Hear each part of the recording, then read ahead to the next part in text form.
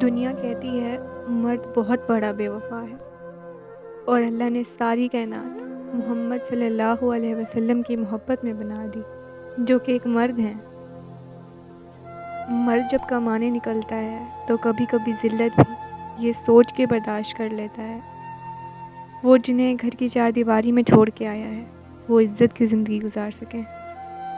مرد وہ ہستی ہے جو ماں کی گود سے لے کر تختہ غسل تک دوسروں کی خاطر جیتا ہے۔ مرد بڑی پیاری چیز ہے۔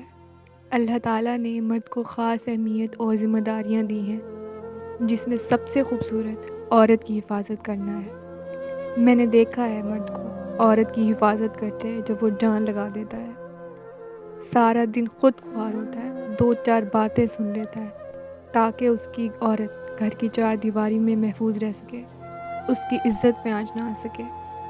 مرد کا روب اپنی جگہ، پر مرد سے زیادہ نرم دل بھی تو کوئی نہیں۔